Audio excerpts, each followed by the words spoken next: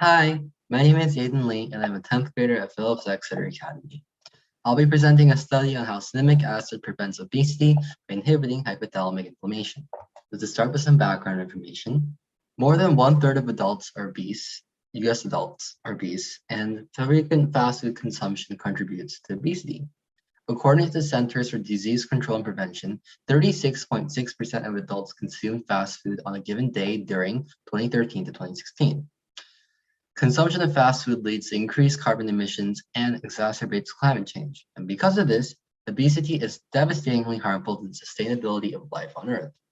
This is important because modulating obesity could be a good strategy for obesity, as well as the cost of obesity on the environment. So that was what got me interested in this topic. What causes someone to overeat so much and gain weight? Overeating and not exercising leads to fat accumulation, which leads to excess lipids.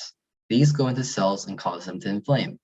As such, blood vessels are unable to deliver oxygen properly, and hypoxia occurs, which causes brain microglial activation and causes hypothalamic inflammation. And in humans, the appetite neuron is AGRP and MPY, and the satiety neuron is PUMC. And these neurons are located in the hypothalamic arcuate nucleus. Hypothalamic inflammation causes the chronic activity of AGRP and MPY neurons and to be disrupted, and this also causes the disruption of the POMC neurons. The change in POMC activity makes the imbalance of hunger and satiety in the brain worse. This causes overeating, and the cycle starts over again. So what can help stop the cycle? My solution was cinnamic acid. So I've been interested in cinnamon for quite some time, and I did some research a while ago, and I remember that cinnamic acid and cinnamon, just generally, cinnamon has some anti-diabetic effects, and some more updated recent research, and I have found that many studies support that consuming cinnamic acid has an anti-inflammatory effect. It lowers blood sugar and it reduces the chance of cancer development. I just basically wanted to see if cinnamic acid will be able to prevent obesity by inhibiting hypothalamic inflammation and controlling the appetite and satiety neurons in the brain. And thus, by reducing food waste, it would also reduce environmental harm. So this study has an in silico experiment and in vivo experiment. I'm going to go more deeply into how I did each and the results. So for the in silico methods, so basically what I did was I collected a list of all the chemical compounds, just all of them found in cinnamon. And then I used ADME measurements to narrow the list to the usable ones. And ADME is basically just a measurement method that measures the absorption, the distribution, and metabolism of compounds. They used it to remove cinnamon compounds with poor absorption, ones that didn't reach the brain, and ones that were too toxic, as you can see. So now for the ADME, I went to PubChem. I searched cinnamic acid, and then I got cinnamic acid. And now I'm going to go down and I'm going to copy the Smiles name, canonical Smiles. And then I'm going to go to Swiss ADME. I'm going to paste the cinnamic acid Smiles name and then click run. And then now I'm going to get the ADME result. Right here, you can see all the results that I got from that. And then now I'm going to go to the ADME lab and select the half life for the excretion, then paste the smile name, click submit, and then I'm going to get the result. So it's 1.3 hours about, that's how long it takes for. And then my next step was to do some molecular docking simulation using Pyrex and PyMol. I did this to basically just predict which cinnamon compounds and target proteins bind well. I found 3D structures of the 5 cinnamon compounds from PubChem and 3D structures of the target proteins from the protein data bank. And then I calculated the binding affinities using Pyrex and PyMol. Basically now to get the structure of cinnamic acid, I'm going back to PubChem like I did before. I am searching for cinnamic acid. And this time I am going to download the SDF format file to get the 3D structure. You can see that right here. That's what I'm doing. And then what I will be doing is I'm going to be going to the PDB website. I'm going to search for my target protein, TNF alpha. And then I'm going to download the PDB format file to get the 3D structure of my target protein. And then now I'm going to open the PyroX program. So this is to calculate the binding affinity of cinnamic acid. And I'm going to open this program. I'm going to load the target protein into the thing, and I'm going to, which is TNF alpha, and convert it to PDBQT format. And then I'm going to check that it's done correctly in the autodoc panel. And then I'm going to open the cinnamic acid file next. And then I'm going to convert it to also to the PDBQ format. And then I'm also going to find this PDBQ format in the autodoc panel. And then I'm going to Vinyl Wizard. And I'm going to click Start. And I'm going to select cinnamic acid and TNF alpha, and then click Forward right here. And then I'm going to set the Vinyl search space to include all the 3 structure of this TNF alpha. So I'm turning it and just making sure everything is covered. I want just be enough so there's no over-analysis. And then I'm going to analyze the binding site and calculate the binding affinity and get the result. So it's doing it, done.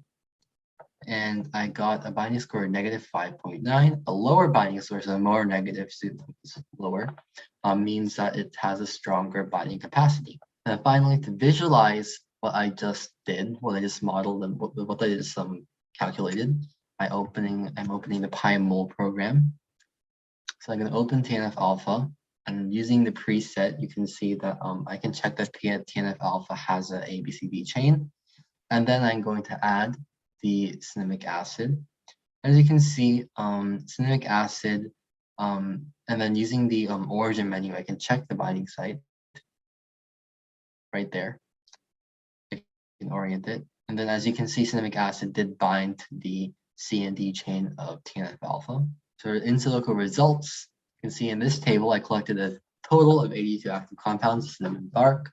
And then right here, you can see the results of the compound prediction. And after everything I did, so you can see like this little summary on the side, only 5 compounds passed the ADME analysis, and cinnamic acid showed the best scores overall, and this can be absorbed and passed into the brain with no liver and kidney toxicity. Here also, cinnamic acid also showed the best molecular binding score. So let's look at this. Good cinnamic acid will be the best molecule that can interact with the brain to reduce hypothalamic inflammation and obesity. I hadn't actually tested this out yet. I needed to be sure and actually apply it to know if cinnamic acid would be effective in reducing weight and appetite control. So that brings me to the in vivo experiment portion of my methods. So in this section, I conducted an experiment with mice. So I induced obesity in mice by feeding them a high-fat diet, and after 6 weeks of inducing obesity, we had 2 groups that were treated with 2 doses of cinnamic acid. So I had 4 groups in total: 1 normal diet group, 1 high-fat diet group, 1 high-fat diet group with 100 milligrams of cinnamic acid, and 1 high-fat diet group with 200 milligrams of cinnamic acid. And then the body weight of the mice was measured every week, and the food intake and calorie intake was calculated at the end of the experiment. The last step was to use immunohistochemistry to see how much the microglia and the hypothalamus was decreased. For this, we used whole brain tissues, and these were dissected from the skull. And then these brains were frozen and cryosectioned using a cryostat. And then we stained them with anti-IBA1, and then they were imaged by a microscope. So first, I attached the brain to the cryostat block using the NEG50 solution. Then I'm cutting the frozen brain tissue, and I'm picking up the brain cut sections, and I'm moving them to the plate to stain them later. And the tissue was incubated with anti-IBA1. Then I got the stained image using a microscope. So as you can see here, the body weights increased after the high-fat diet quite significantly. But cinnamic acid decreased the body weight by around 24%.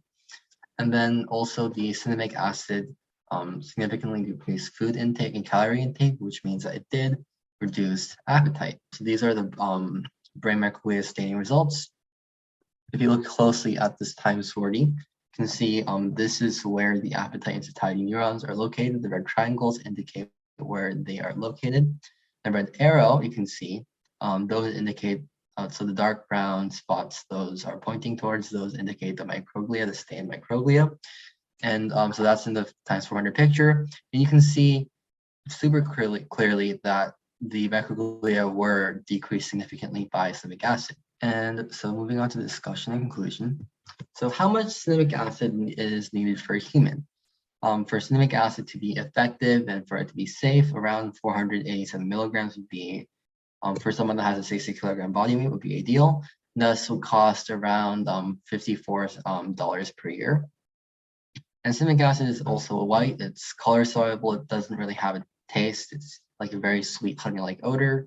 And if you just add like a small pinch, like an eighth of a teaspoon to food or drinks, that can be a really great weight management strategy. It's great for the body and it's also great for the environment. And because it can also modulate hypothalamic inflammation and it can also control appetite, and that really helps with treating obesity. And this also has a positive impact on the environment because individuals with obesity are much more likely to consume junk food, which, as you know, as I mentioned before, has a really, really negative impact on the environment. These are my references. Thank you so much.